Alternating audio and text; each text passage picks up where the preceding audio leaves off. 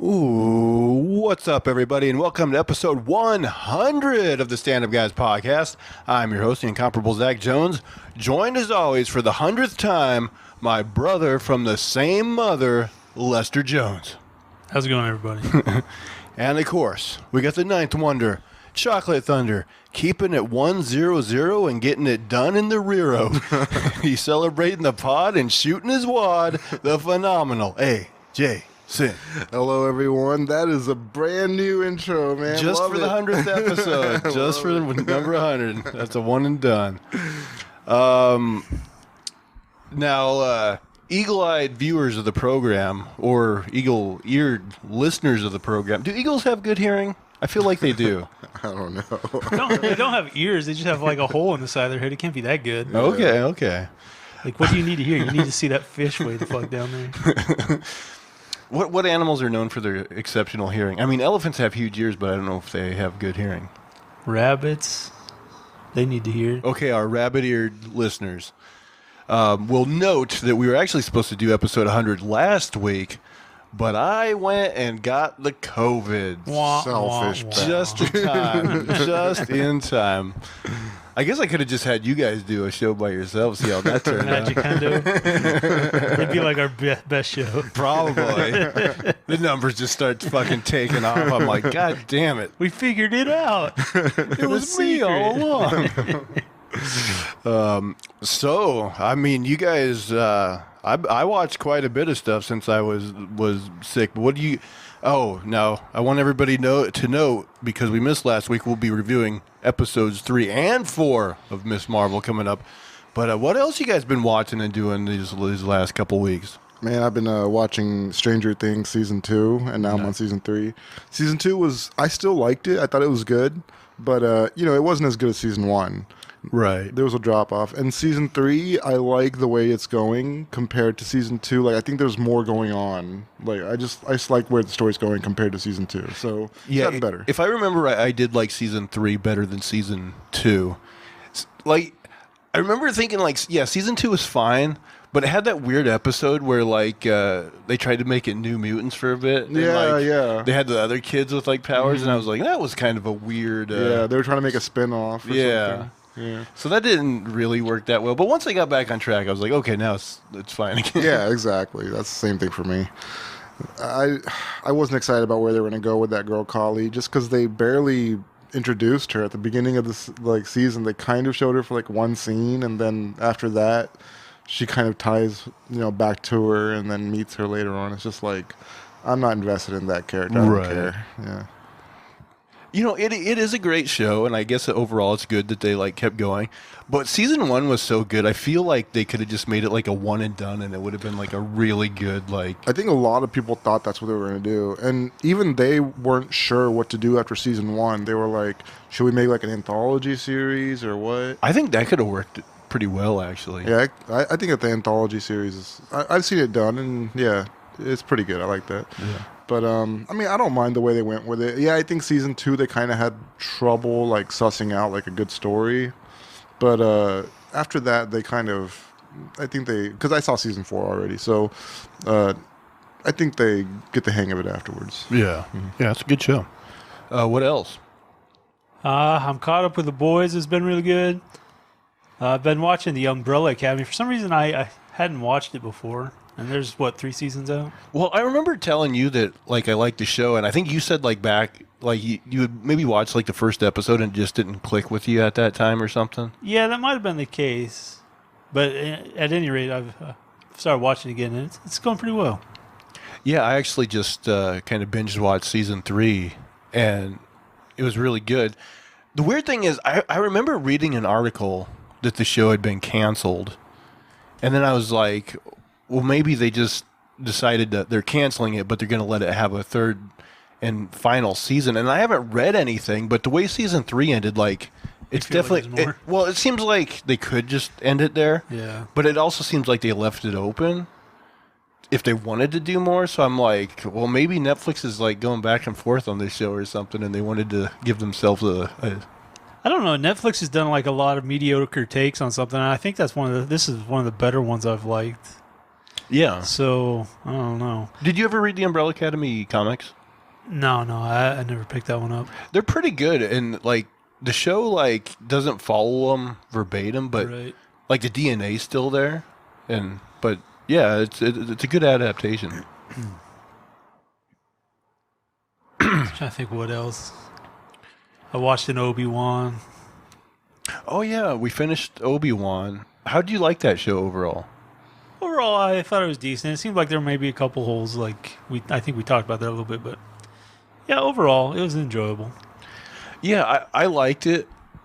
But it is one of those things to where, like, you know, when they tell these, like, in between the raindrop type stories, it does take some of the, like, stakes out of it because you're like, well, nothing's going to happen to Obi-Wan. Nothing's going to happen to Vader. Nothing's going to happen to Leia. Right, you know nothing can happen. Really, the one character that was, like, up in the air was that Reva character. And I kind of liked her storyline. And Yeah, it kind of bounced around. I was having trouble putting my finger on her. I wasn't sure if I liked her or not. I mean, I'm sure, like, they'll do more with that character in some form or another. Yeah, and also, like, how did Vader not kill her? I mean, there is, like, an inconsistency of, like... Also, he's pretty sloppy with Obi-Wan on more than one occasion. Right. And, like some people get stabbed through the middle like her and they end up just fine. And then other people just fucking die. And it's just like... It's not consistent. Yeah. They don't want It's it like- enough. That went through your spinal cord. Actually, like, in the original Star Wars, like, when Darth kills Obi-Wan, doesn't he just, like, turn into, like, a pile of smoke or something? Right, he, like, discorporates or something. Yeah. But maybe, like, off camera, there's, like, a medical ship that comes down when people get stabbed and they, you know, check their insurance and like, oh, sorry, buddy. Guess you're fucked. It does cauterize the wound. Right. And like Anakin, they found him like cut in half and they're like, oh, this is pretty good. We'll take care of you. You know, Darth Maul, like, he comes back to life in, like, the cartoon show. Oh, okay.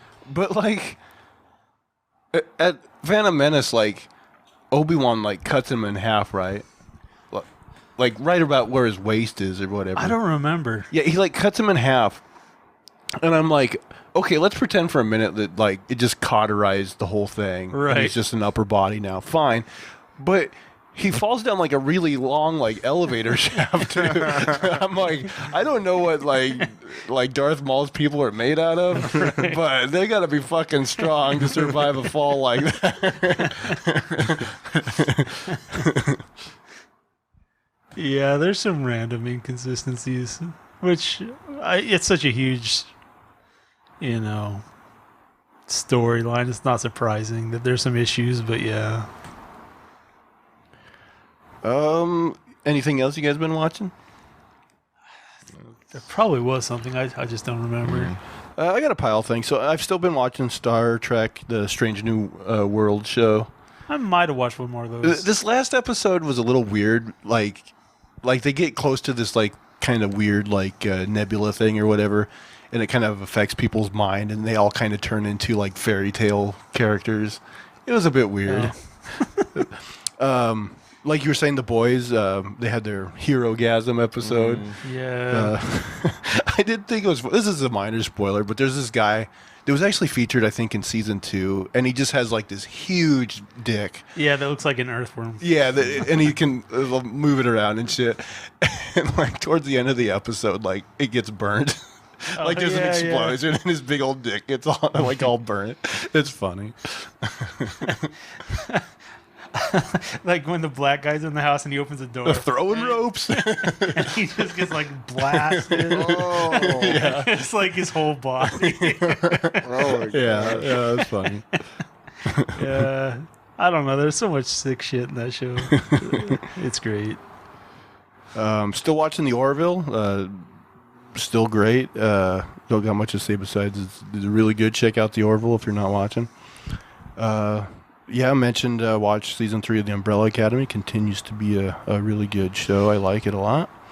Oh, so I also watched a few movies. So I actually talked a little bit to you off camera, like right before I got COVID. I had watched that RRR Oh, yeah. Indian movie. And like, yeah, it's like a little over 3 hours long. Mm-hmm. And like I was telling you, like I think buried in that 3 hour movie is probably an hour and a half to hour and a 45-minute like good movie. Yeah. And then there's just a hour or more of just pure nonsense put on top of it. And like, I'm sure there's a lot of people who are like, "What? Do you not like fun?" And I'm like, I guess not, because like, Well, some people think that just random is funny. I know it's like there is the bones of like a really good story, like the story behind like the two main characters, like motivations and like what eventually leads them to kind of like going against each other.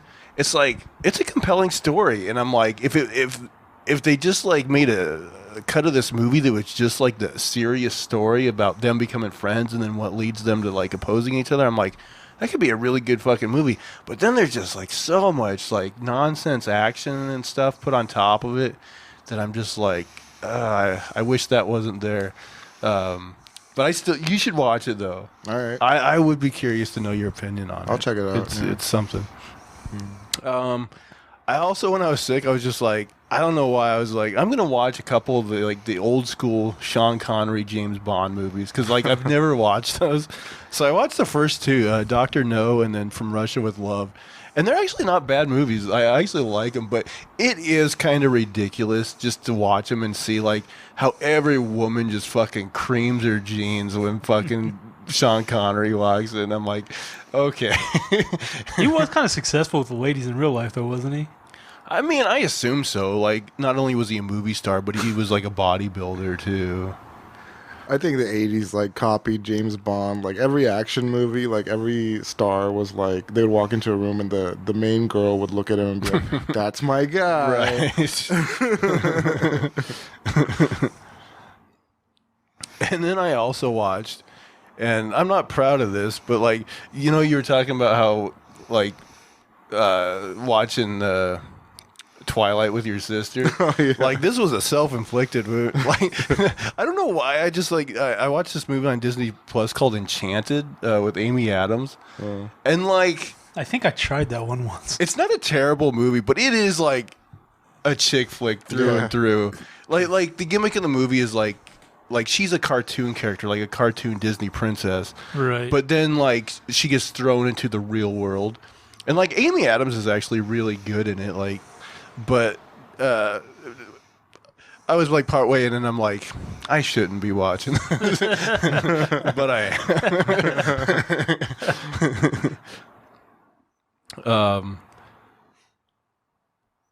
yeah, I think that's pretty much all I got besides Miss Marvel. So what do you guys think? Should we do a round of stories and then we can get into Miss Marvel? I didn't really bring any stories. I've got a couple short ones we can blast off. I mean, we probably got enough like Miss Marvel material that we could get, but Alexa, shut up. I think I will do. Okay, why don't you do a story then? And Okay, well, we were talking about James Bond, and so this kind of ties into Thunderballs. What's it called? it is Thunderball. I haven't gotten to that Thunderballs. one yet though. So this is the case of the man with the whistling scrotum. Ooh, the whistling scrotum. Yeah. So he's like 60, 70. He had some surgery on his testicles at one point, but then like he went home and I guess it hadn't healed properly, but also he suffered from a collapsed lung, and so air was leaking inside his body, and so somehow it was like finding its way down and it was coming out his scrotum, so he had this opening thing, and he was like getting like this like sound coming out of his scrotum. And they said this is the first known case of the whistling scrotum. I mean, that we know of. We don't know.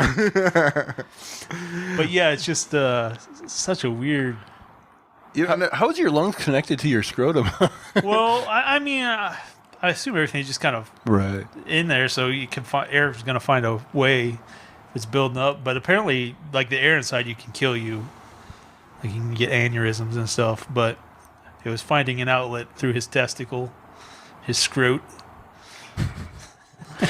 I want him to like Andy Griffith a tune out of that thing. So he's like breathing out of his balls. Well, like air was leaking out of his lung, and like it was finding a way out down there. He's like snoring out of his wall. Ah, keep it down, man. Can't sleep.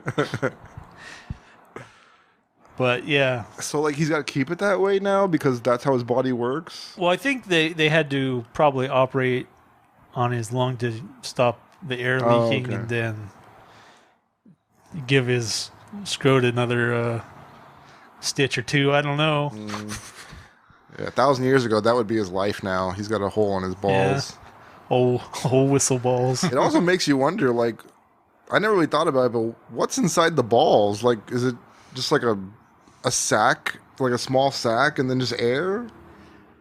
Well, I mean, I guess you got your nut and mostly just surrounded by skin, and there's probably like some other material, but mostly testicle and skin, I guess. I guess so. Yeah, I'm guessing the air is just like going around the actual testicles and like going through this. It found some path. Right. Still. Oh, could have heard one just now. Could have been some testicles.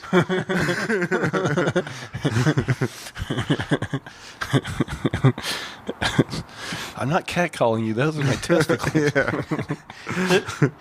The thing is, if it happened to someone like 200 years ago, like in the modern day, there'd be somebody whose last name was Whistle Nuts, and they're like, "That's an interesting last name. How'd you get that?" Fuck if I know. It's Norwegian. Well, speaking of testicles, I think I got an article here that you guys will find handy. 6 strange uses for semen other than making babies. Number 1, invisible ink. You wouldn't think war is a situation where nobody would feel like shooting semen. You'd imagine people would stick to shooting guns. But during World War I, the British intelligence services took a leap forward in clandestine communications. They discovered that semen could be used as invisible ink. There were definitely benefits to writing with semen. It didn't react to the usual methods of revealing invisible messages. I gotta write General Kenobi a special note. And most male agents always had an available supply of it. Because war is going to make you want to jerk off. Yeah, for sure. Fun fact, one of the officers investigating semen ink was named Mansfield Cumming. Yeah, he was given that name after he got the job. Number 2, painting. Both professional and self-proclaimed artists have created paintings with pretty much every available substance. In that sense, it's no wonder that semen ended up on the list as well. But did you know that in 2008, there was an entire exhibition of semen paintings? They were all painted by the same artist, Martin von Ostrowski. Too bad he didn't have a funny name. The exhibition at the Gay Museum in Berlin featured more than 30 paintings. According to the museum's estimates, Van Ostrowski needed 40 ejaculations worth of semen to complete just one of them. So in total, he needed to blow more than 1,200 loads to create all the artwork. Can't say he wasn't. I did it in a week. Can't say he lacks dedication to his. Yeah, exactly. Did this in an afternoon. What are you talking about? Yeah, I painted this one in a 10-day Coke bender. And all the paintings are named things like rabbit in a snowstorm. They're just all white. Number 3, female antidepressant. Now we're fully aware that what you're about to read sounds a bit controversial, maybe even sexist, but we're only quoting scientists. So deliver any possible outrage in that direction. I think I've seen this scientist on Pornhub. Yeah. According to a 2002 study, women who come into regular contact with semen were less likely to be depressed. The study claims that women having sex without condoms were much less likely to have depression or suicidal ideation than those who used a rubber. The researchers' conclusion was that women would absorb mood-altering hormones from semen, which made them more cheerful. Now, their first thought wasn't like these women without the rubbers were maybe more likely to have an orgasm, which would result in like the better attitude. It was the semen. I mean, I want to peddle this story. I'm assuming you have to have a test group with condoms, some without condoms, and then some that don't get nothing. This sounds like some dude just made this up. Yeah. I mean, we definitely got to get this story out How long did there. it take to write this article? We need women to know.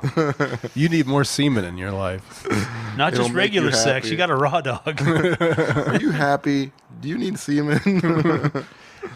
Now, will it make them as happy if they're, it doesn't say like, are they getting it like vaginally in their mouth, on their face? It doesn't say. I don't know, those bukkake girls look really happy. in That's those true. videos, too. That's true. Yeah. They're probably the happiest of all the people. Yeah, they're just flying. Number 4, firefighting tool. Whoa, man, that sounds like you'd be tired. Mm-hmm. Now, the tests we're about to describe were carried out with fish sperm. We can't avouch that it'll work with human man-goo, but it's interesting nonetheless. In 2015, researchers from the Polytechnic University of Turin in Italy discovered that herring sperm doesn't burn. Consequently, they got the bright idea that it could be used as a flame retardant material. Indeed, after applying sperm-specific DNA to plastics and fabrics, they noticed that it formed a foam at temperatures exceeding 392 degrees. The foam would make the sperm-treated material less likely to catch fire. So please don't try to put out a fire by splooging all over it. That's not going to work. I mean, so really, if you don't want your house to burn, you should be just fucking up there every day, like coming on it all the time, right? I mean, I think we have to start storing our cum. We have to start jerking off every day as much as we can. Yeah, like how many fish do you have to jerk off to, like, say, waterproof a tent or something? Right? Yeah, that's what I always want to like. How many of these fish were they fucking jerking off to get all this like herring sperm? I picture like Zoidberg from Futurama and that scene where all the lobsters were like banging each other. They made that frothy like They just ocean. scoop it all off the ocean during mating season. Number 5, cooking ingredient. Depending on what floats your boat, you may have already ingested considerable quantities of semen. It's not toxic or anything, so you can eat it. Is this a Wendy's? 'Cause I don't want to know. Most of us still wouldn't use it as a cooking ingredient, though. Yet there are entire cookbooks dedicated to semen-based recipes. For example, Paul Fotenhauer has written Natural Harvest, a book featuring 83 pages worth of semen recipes. He also has a book for making drinks and cocktails with it. Semen is not only nutritious, but it also has a wonderful texture and amazing cooking properties. Like fine wine and cheeses, the taste of semen is complex and dynamic. The cookbook's description says, I thought he was going to say it gets better with age. You can decide for yourself if you agree or not. I mean, I would like to see all the pun names in that cookbook of all the cum foods. Yeah. Sure, there would be some. Kumquats. That's not really a recipe. Kumquat cocktail. There you go. Number 6, skincare product. Yes, you can get a semen facial. Oh, get your mind out of the gutter. We're talking about skincare. Semen contains an unimaginably named antioxidant called spermine. And according to particularly kinky skincare professionals, it can reduce wrinkles, smoothen your skin, and even help with acne and other skin problems. Granted, if you do get a spermine facial, why does it have to be called this? Nobody will be slathering actual semen all over your face. Every health code following spa will use synthetic spermine made in a safe and sterile laboratory environment. But just so you know, there aren't any actual studies into spermine's skincare benefits. Don't actually expect to get rid of acne by taking a few loads to the face. But if you're already into that and you happen to get smoother skin, we suppose that's just a bonus. Now, you would think with all the porn out there, I mean, you got a sample size large enough to see, like, do porn stars have really good skin? I mean, they have so much makeup on, it's hard to tell. That's true. And I've seen porn stars without makeup. They're He's like, she needs a couple more loads to the face.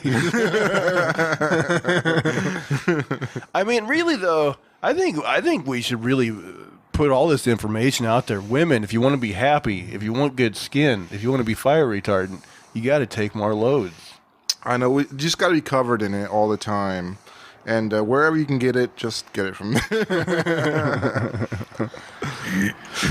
All right. Should we get into Miss Marvel, you think, guys? Yeah, on that note. All that semen talk. Now let's talk about a children's show. A devout Muslim girl. Oh, my gosh. All right. Miss Marvel. So, man, I got to say, guys, this show... I gotta say, I'm a little resentful. I am too. I wanted to get better, but it's so been I meant so to both of you. aggressively. I'm resentful to Marvel. I feel like this show is aggressively mediocre. It is. It is mediocre. It's pretty predictable. All right, let's get into. We'll start with episode 3. Of which I don't remember a lot. Well, I took copious notes, so strap You get to in. relive it. So episode 3, entitled Destined. We open in British-occupied India, 1942.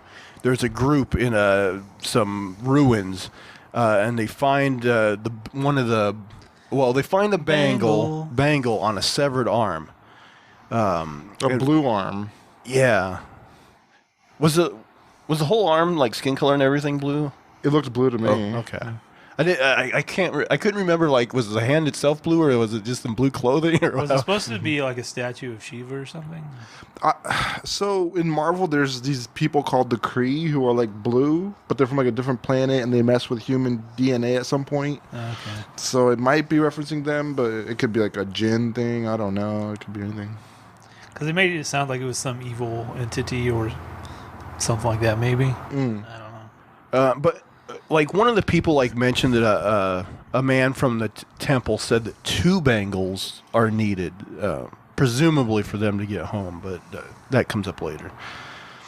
One of the women in this group is Aisha, who is Miss Marvel's great-grandmother. We talked about her before. This, of course, is when she was younger. And she puts on the bangle.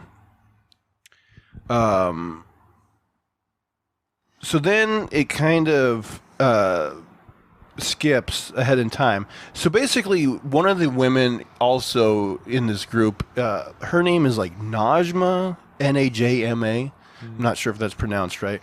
But she was the old woman in the car from episode 2. Right. We were kind of speculating because they didn't... We thought maybe that was actually Aisha, and we were like, well, that's weird because then Kamran and Kamala are related. Yeah. But nope, they're not. This is, I guess, a friend of, supposedly, of Aisha's. Okay, so now that group is talking to Kamala, and like they all look the same age as they did in 1942 or whatever. And what she says is that they are from another dimension, and that they were exiled. And they talk about the power of Nor, which means light, and they say that's what kind of like what the bangle harnesses, and it's also what keeps them young, I guess. Apparently. So they all wear it at some point or something? I don't know if they all wear it, but it sounds like, and we find this out later on, I think actually in episode 4, that supposedly like this power source, this Nor, is what powers like their dimension. Mm-hmm. So like I don't know if they just all kind of have it in. I think that's probably the thing, is like, because you remember how Bruno was like, oh, the power's inside you and the bangle just lets it out or whatever. Mm-hmm. I think that's the thing. All these people have the power of the Nor like inside of them, and then the bangle is just the tool that helps them like use it. So then how come it sounds like they want her to open the gateway for them to get back? Why don't they just take the bangle from her? Well, there's something where like, because she's from this dimension, she can actually use the power, and like somehow they can't, maybe? That's I thought too, but then how'd her grandmother use it to get her daughter? Good question. Right, because she was from supposedly the other dimension. Yeah. this is skipping ahead a little, but so as soon as these guys were introduced, even though they were being friendly to her, like I was like, these guys are obviously the antagonists, Right. And I'm like, my first thought is, oh, they're gonna trick her into opening the dimension, and then that's when we find out. But no, like, even though like Kamala like seems like she wants to help them, and she doesn't just say like, oh fuck you, I'm not helping you, like. Later on, they're just like, "Oh, we're tired of waiting. Our heel turn is now." And I'm like, "What?" Yeah. She's like talking about helping them. so She's actively working towards Right. that. I was going to bring that up too. And you do see this in movies sometimes where, like, if the bad guy had just been slightly patient, the good guy probably would have just helped them do whatever they wanted. Exactly. And you're like, yeah, you know, you've been waiting for like 120 years or whatever. Yeah. You probably could have held out for a week, you know, just played it out. It made no sense. It did make sense. It made no sense. Because they did come to her and ask for her help first. That was their initial strategy. Yeah. And then, yeah, it was like a couple days later, they're like, fuck this. But yeah, they basically say they can't fully access like their power, but maybe Kamala can because she's from like this Which dimension. is also, if that's the case, what are they going to do if they defeat her and get the bangle? Yeah. Yeah, none of them like seemingly have the power. Yeah. So like, yeah, it just there's definitely some writing problems in the show, like things that do not make sense. I think it's more of like just showing off the culture and stuff, which is what I'm upset with. Man, they made the Eternals, which had like Indian people in it, and the main actor was Pakistani. Now they made a show of Pakistani people. There's like no Indian culture. Like, you know, it's like Paris, it's like English versus French, you know, it's very different, you know, culture. So it's like I think what they try to do with this show, like there's more Indian Americans, there's more Indian people. It just makes sense that you would target this for Indian people. You would make a show for Indian people. But they went with Pakistani, and now I'm like, okay, is it because like there's so many Muslim people and they're trying to get the Indian people to watch it at the same time? Like, I wasn't sure. What's the source, though? I mean, in the comics, she is Pakistani, so maybe they just wanted to hold with that. That would make sense. yeah, but I mean, even in the comics, like no Indian characters, nowhere. I don't know. Yeah. I don't feel like. I don't Also, think they- so. They were talking about the partition. So didn't they have like people on both sides in that event when they were talking about it? Well, yeah, and the partition happened like in the northern area between Pakistan and India. But I mean, like in her family in the story. What do you mean? Well, didn't Aisha like she got to the other side on the train or something? Well, I don't know, maybe her dad or something. Her mom is from like a different dimension, so or her grandmother. Oh yeah. She was other dimensional. I don't know. I'm confusing certain things. But anyway, Najma says that in their dimension, they're known as the clandestines. They're also known by other names, including the unseen and Jinn. So now there's a scene with Kamala and Bruno. She kind of tells him what happened and that she's a Jinn, supposedly. He said he's going to try to, like, help out with, like, you know, helping these people. And he references there's a paper by Eric Selvig that he'll read, which is, you know, a connection to the MCU. Yeah, I heard that because he's too. in, like, you know, Thor and the Avengers. Yeah. He was the guy running around naked in one of those Thor movies. Dark World, I think. Yeah. The DoD Department of Damage Control agents go to the mosque, and they're looking for, you know, because they did, like we established in episode 2, they just know this. That female girl superhero. pointed out that she was Southeast Asian. And so yeah. So yeah, they start like questioning her, and Nakia tells them that they're going to need a warrant, and of course she did win her election, so now she's on the mosque Oh yeah, board. she knows the law, man. She's a lawyer. Yeah, she just randomly quotes some subsection of the law. Yeah. That's another trope I really hate because nobody fucking knows that shit. Yeah. Nakia then has a scene with Kamala where she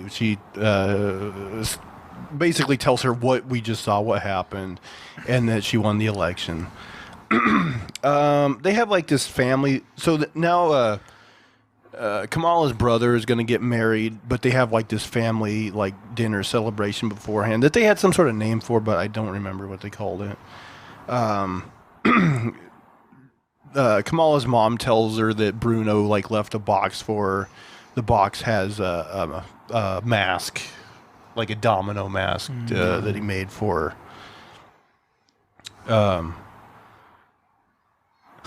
So she's got a mask that's not going to hide her identity at all. Of course, the one she had at the costume contest was better, and they still found out she was Southeast Asian. So, I mean. See right through her. Let's see. Okay, so now Bruno's working at the corner store that his family owns or whatever, and Kamala's dad just happens to come in, and of course he's like has a printout of all this jinn research he's been doing. Oh, yeah. And so Kamala's dad is like, "Oh, this is in Urdu or whatever. Let me help he's translate conveniently it." there to just translate this random paper. Yeah. You would think he'd be looking at it on his phone. Anybody would be looking at it on their phone. Right. Yeah. And like the other thing is like he basically says, "Oh, it mentions," and then it's exactly these clandestine people situation. Oh, there's this group that are exiled, and he says they need some sort of primordial power to get back home. So it's like exactly like that situation. And you know, when it comes to these kinds of like prophecies or whatever, like who wrote that down, and like what was the scenario? Like, right. Yeah, definitely some fucking nonsense going on here. Bruno tells Kamalo about how he's going to Caltech. He says he figures out that like they need a like insane amount of power to like the power of a sun basically to help the jinn get back to their dimension. So then we cut to the wedding. Her brother gets married and they're all celebrating and dancing and shit. We get a scene where with Kamran and Najma where okay, so like at one point like Kamran texts with Kamala or something, and I forget exactly what it was, but like he basically told her like not to worry about like helping them right now or something. So then Najma like reads this text and she's like, "What the fuck? Like, we need help like now. Like our time's running short or something." And I don't. And basically, this is where we find out that she's evil and like she's gonna come for like Kamala or whatever. Yeah, she says they're running out of time. Anyway, okay, so yeah, they have the dance number. There's a Bon Jovi tribute band called Brown Jovi. Oh yeah. Did you like Brown Jovi? Nah, I didn't care. They didn't even really get to perform, right? Because they're like right after this, like she pulls the fire alarm and they all scatter or whatever. They didn't want to pay the fee. They just wanted the pun. But yeah, so basically Kamran comes to the wedding and warns Kamala that the clandestines will kill everyone and she's got to get everyone out of there. So she pulls the fire alarm. Everybody starts to go. But like she runs off and she gets in the kitchen of this place and the bad guys like catch up to her. So they fight a little bit. Kamala ends up getting the upper hand after. I forget. They fight, and then eventually she makes her way back into like the main ballroom or whatever. They're fighting. She's kind of losing, but then like Bruno shows up and like starts throwing gifts at him, and then they kind of like throw a chair and hit him in the arm or something, and then like that's what gets her to like really like use her powers and like kind of get the upper hand for a minute. Her powers seem to suck right now. Well, like she can make things with this power, but like if somebody like hits it with something, then it like shatters, which doesn't make sense. Well, her platform shattered, but like the fist is solid, so I don't know. Well, presumably, maybe if she was against someone powerful enough, they could just like shatter the fist. But in this instance, like yeah, I don't know. Of course, the usually like the steps and things she puts out like stay there a little bit. Mm-hmm. Well, she can step them if someone like throws something and hits one, they just break. Yeah, I will say like the action in the show not very good. Yeah. Yeah, it was like one generic action scene. That was pretty much it for that episode. But anyway, Kamran starts like fighting with them, and it allows Kamala and Bruno to get out of that room. But then, so now they're more like towards the entrance of the building or whatever. The bad guys get them cornered, but then that's when the DODC like agents like break in, Right. and they start like arresting all the clandestine guys and allows. At the same time, when Kamala gets like cornered, the bangle projects the vision of a train, which automatically we assume is the train from that story they told in the earlier episode, which it is. Nakia is there when Bruno and Kamala exit the building, so she right there discovers that Kamala has the powers and is Miss Marvel. The betrayal. The betrayal.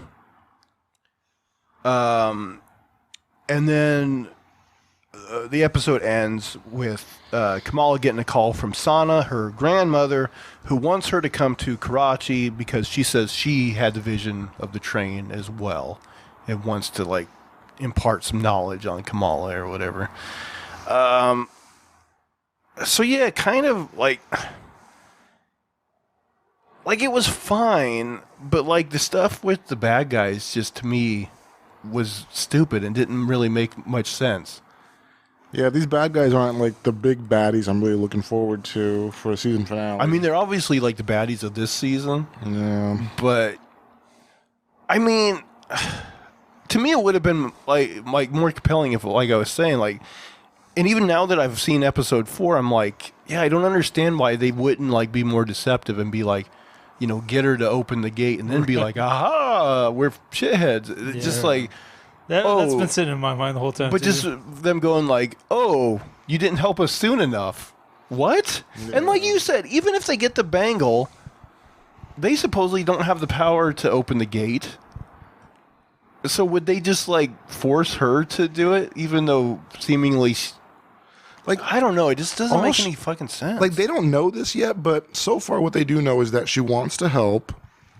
One of the guys told them that not yet, though. Like, she's taking her time because of the implications that it could blow up or something. So she's looking for a safe way to do the same thing that they're still trying to accomplish. That's all. Like, she's still trying to get them back home just without the explosion. You know? So, I mean, there's still the same goal. They could all work together. There's no reason for them to be like, this doesn't align with our goals. And the other thing is, like, the one woman, like, makes it seem like, she even mentions, like, we're running out of time or whatever. And I'm like, how...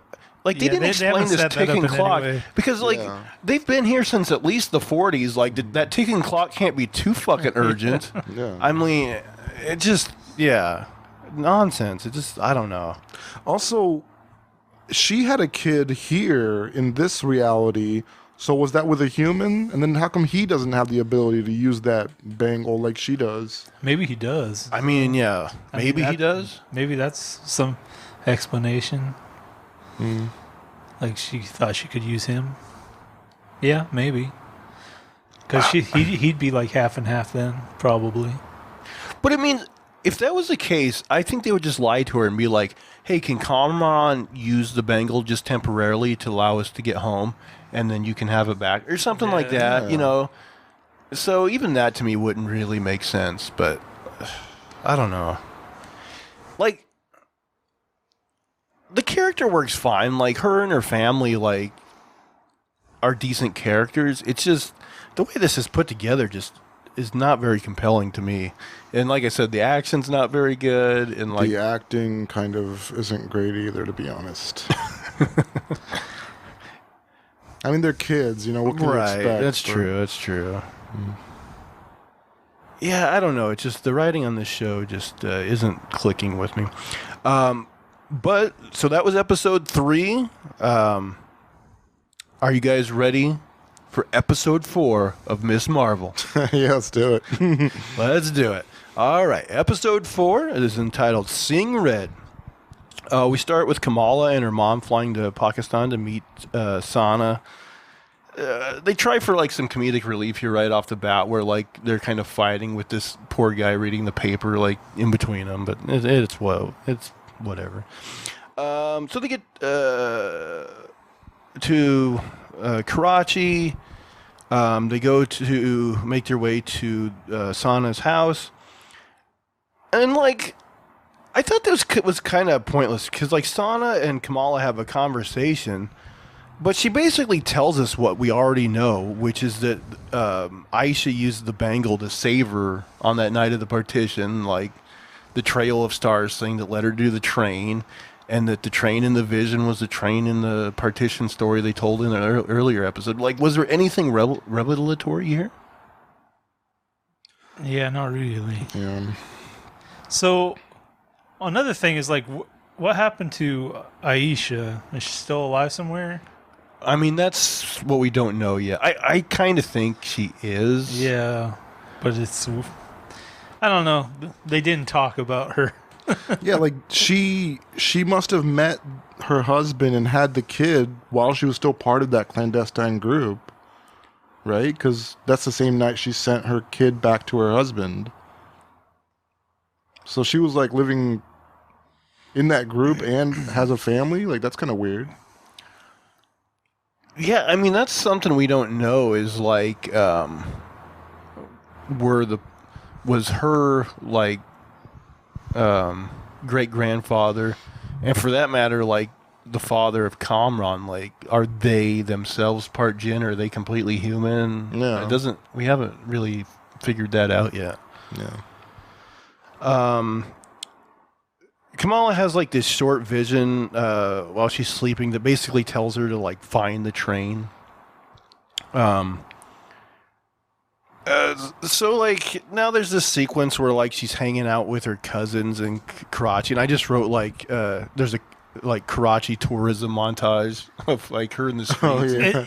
That's another kind of thing. It was like they introduce the cousins, and you kind of think maybe they're gonna be part of it, and then she just like ditches them. Yeah. Right. And also, like, you don't know the city, and you're just gonna ditch like your family to wander off by yourself to go see a train. Exactly. It was random. Yeah, exactly. So she's like, "Oh, I'm gonna go find the train station," and they're like, "Oh, that's boring." Yeah, have fun. Yeah, peace out. You're on your own in a city of millions of people. So like she finds the train station, and for some reason, like she just randomly like puts on her mask. I don't know if there was really a reason for that.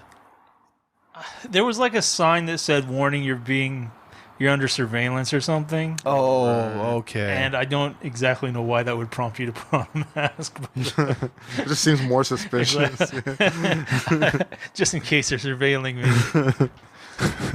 They've already seen me without the mask. Right. Let me just put it on. But it turns out to be convenient because she gets in a fight with somebody else. She's like, or they're like, they have the footage, and they're like, "This is weird. A Southeast Asian person in Karachi." Check all the local mosques and temples. But yeah, like you said, she's immediately confronted by a knife-throwing man with a red scarf. Everybody knows she's American, so now they'll be looking for an American. So yeah, this guy in the red scarf, like, he says she senses that she has the Noor. So we find out later, not right now, but later, that his name's Kareem, and he goes by Chemo, I guess. Anyway, they have this stupid fight, and like you were saying, like, yeah, she like will make her like pedestals or whatever, and like he'll throw a knife at him, and it'll just shatter. But also at one point, like, he threw a knife and, like, she caught it or stopped it or whatever. But, like, seemingly, like, it would have killed her probably if she didn't. Yeah. She did, like, she put, like a pad right in front of her hand. Right. It'd be funny if it, like, shattered and went through her hand. These things are useless. That would have instantly made me like this show like, 10 times more. It's like, she needs practice. But yeah, they just kind of have this like play fight, and it stops when he reveals that he knows about Aisha, her great grandmother. He takes her to this restaurant, which has a secret entrance that goes to this place that houses the Red Daggers, which is this group of people he's in league with. He's like one of the Daggers or whatever. They're introduced to their leader. His name's Waleed. He also knows of Aisha. Apparently, their goal is to protect people from the unseen, the clandestines. So yeah, okay. So this is where we find out that there's that other dimension they live in that's connected to our world or whatever. But they're separated by what he calls the veil of the Nor, this like shield of light. And that's what hides their world from ours. And he also says that the Nor is that world's energy source. We find out that the clandestines want to tear down the veil, which apparently will then basically turn our dimension into their dimension. Their dimension, It'll like overtake ours. Overtakes ours or something, yeah. Some bullshit. And like, would that necessarily be a bad thing? I don't know. Like, maybe their dimension's cool. I don't know. Let's see. Oh, so like, Waleed says that like he's apparently seen at least one of these bangles before, but he's like, I've never seen writing on the bangle before, and he reads it, and he says it says, quote, "What you seek is seeking you." Any thoughts on what that means? Seeking death. Grandmother, I guess. Well, that's probably it, isn't it? Yeah. You ruined the mystery. Very obvious. From A to B. So now we go over to the DODC, where Kamran and the clandestines like pretty easily escape the DODC custody. But like as they're escaping, basically Najma like banishes Kamran from the group because he betrayed him. He let Kamala in on the plan or whatever. Yeah, what was it? She just left him behind in the Supermax or something? Yeah, they left him behind. Like I assume like he made it out because he was free, but they don't actually show that. Oh. So Kamala gets like this fabric from Waleed, and like I'm thinking, okay, she's gonna turn that into like the Miss Marvel costume from the comic books, which is almost like in the comics she almost wears kind of like a dress, like a short dress or whatever. But no, it's just like a Walmart vest. Yeah. And she just like puts it on and is like, oh, okay. That was weird too. I was like, that's her big transformation. Yeah, that's like a shitty costume. Oh, I got this fucking vest. Little tiny vest. So that was lame.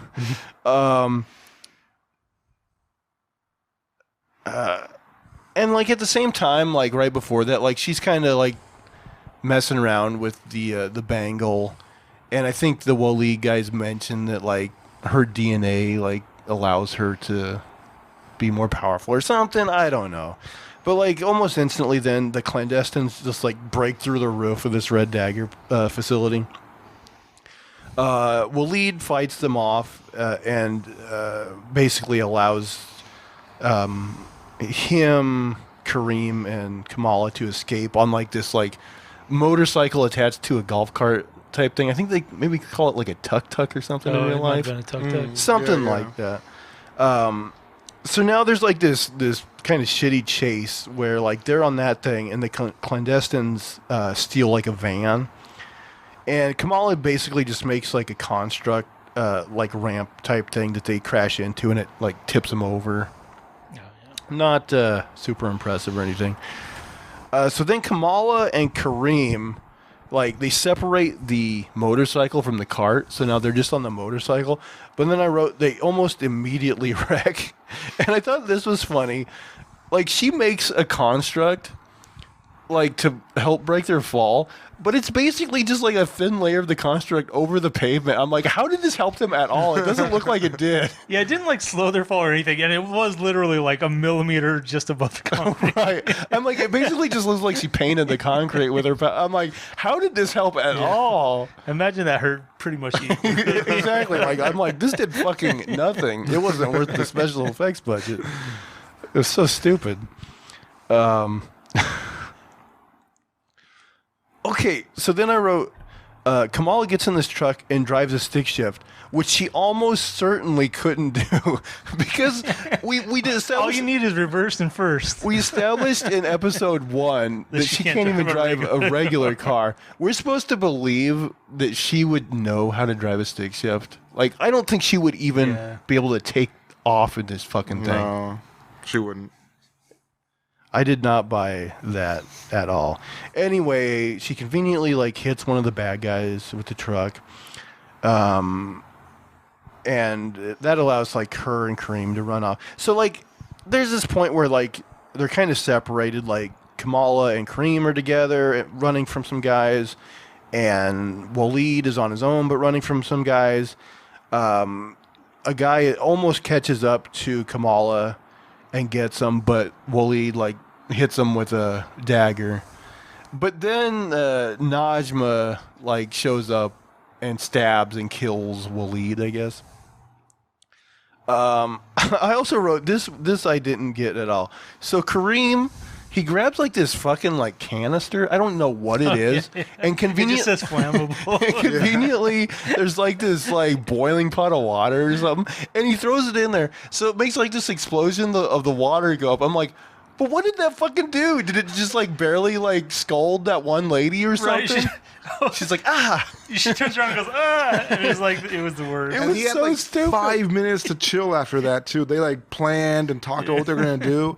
I was like, she just turned her back for a second. Like she can't recoup from this whole thing. Like That part was especially like low budget. I was like, what the fuck is this? It's so stupid and convenient, but also so shitty. Like, I got a flammable canister. I'll throw it in there. It'll barely, like, I guess, scald the bad Also, if lady or whatever. something says flammable, why is your first thought to throw it in water? Yeah. It's So that part was so fucking stupid.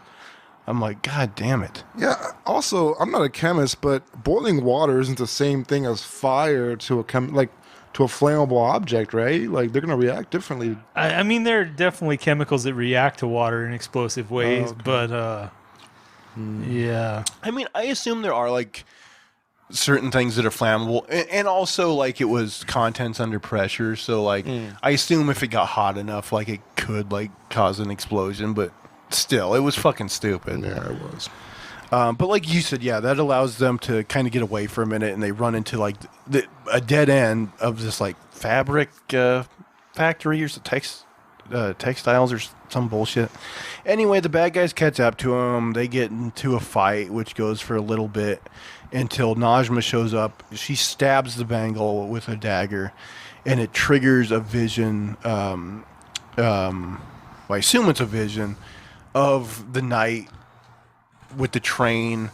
So now like Kamala's like in the vision. She sees like her grandmother and her great grandmother walk by, and it's just like she goes on top of the train, and she's just seeing like what was going on that night with everybody in the partition and like trying to get out of there or whatever.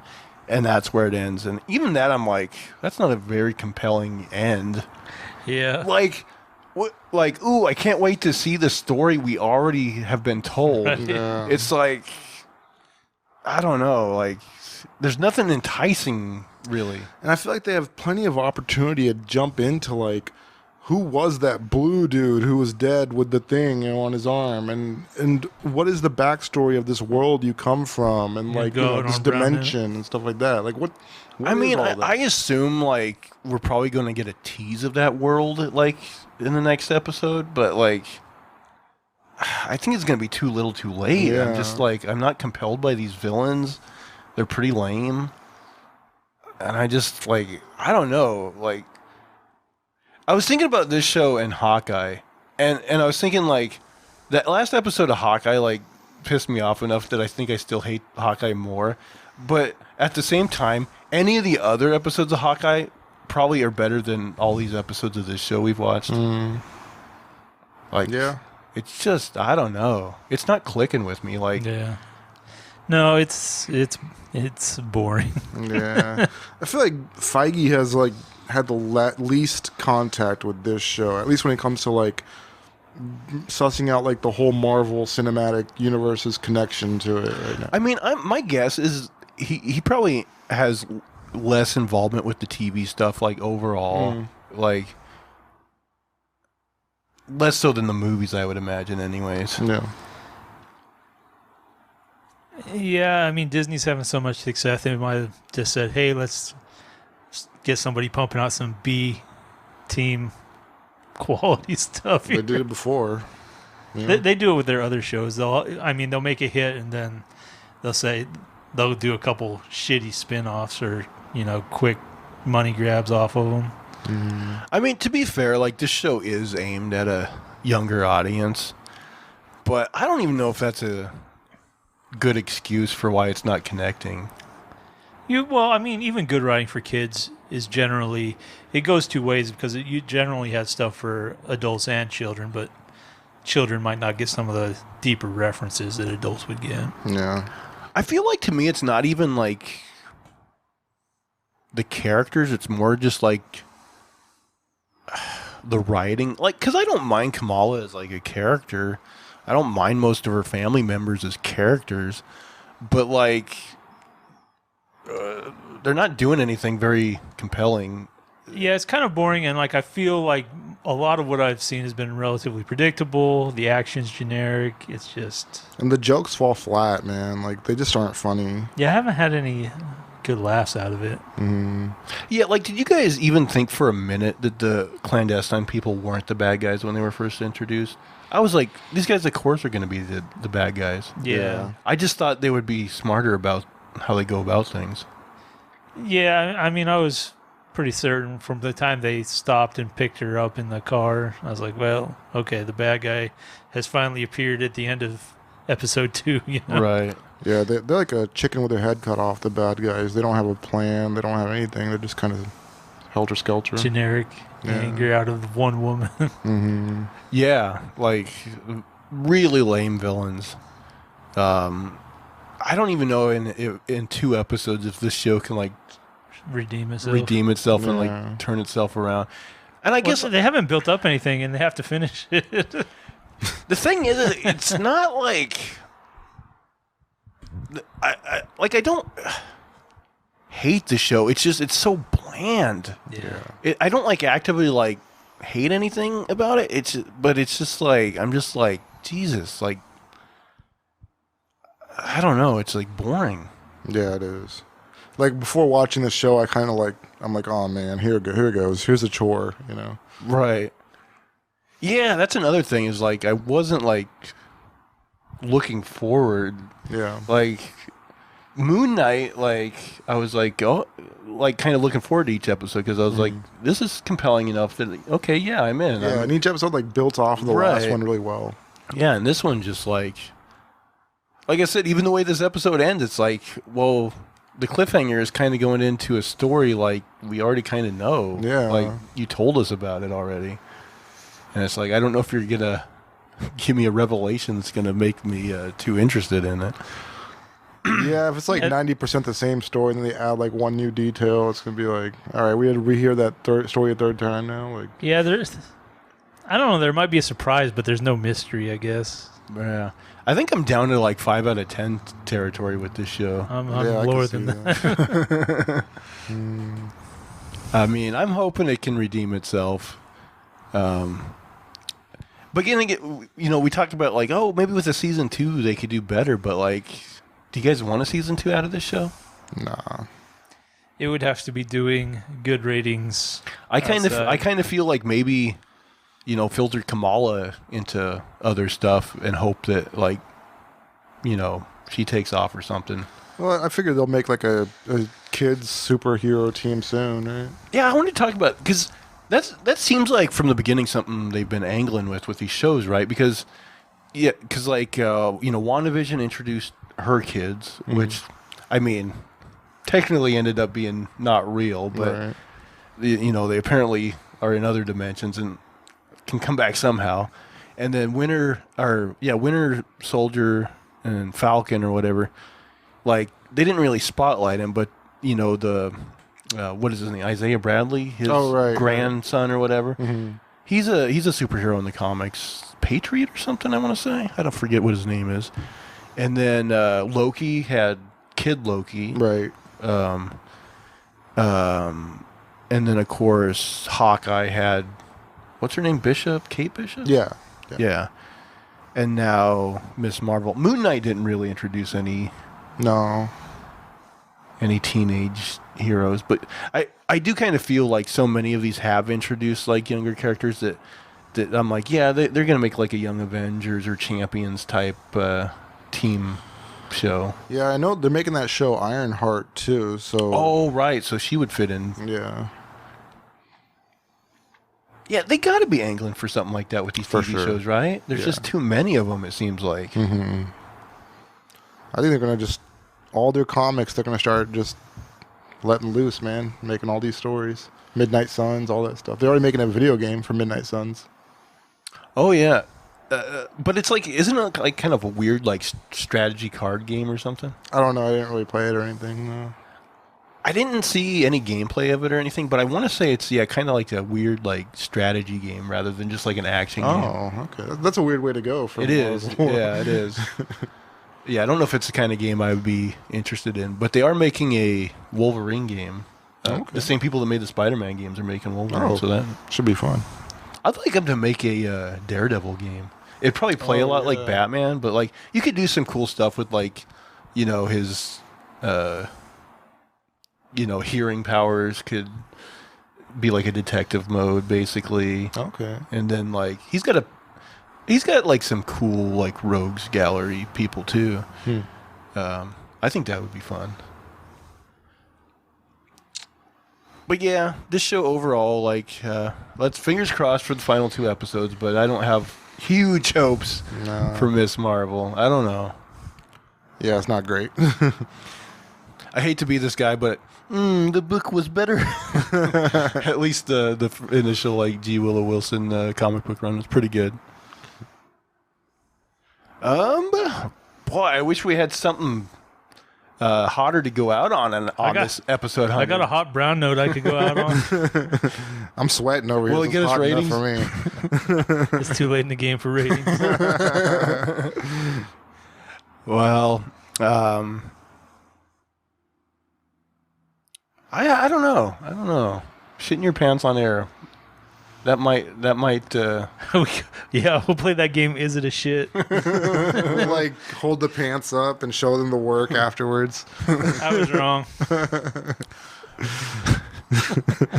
Well, if you enjoyed episode 100, no, it's on a serious note though, man. It's crazy that we've done 100 episodes. I hope we get to do 100 more. Hope everybody will come along for that ride, and our audience will just grow and grow and grow. Speaking of that, please share the word. If you like our podcast, please send people links. Tell people to come visit us.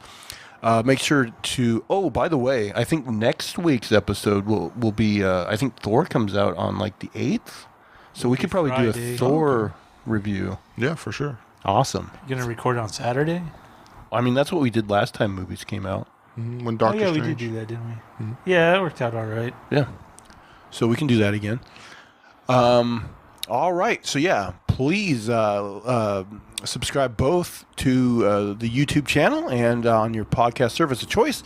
Leave us thumbs up. Please give us comments. All that good stuff. And hey, please come over and bother us on Twitter, guys. Where can people find you on Twitter? At a name for this 2, and that's the number 2. At Unsolicited SUG. And you can, of course, find me at Zach Jones Live. That's ZachJonesLive. And that is going to do it for all of our shenanigans and poppycock this week. Please join us next week for episode 101. Bye, guys. Take care. Have a good one.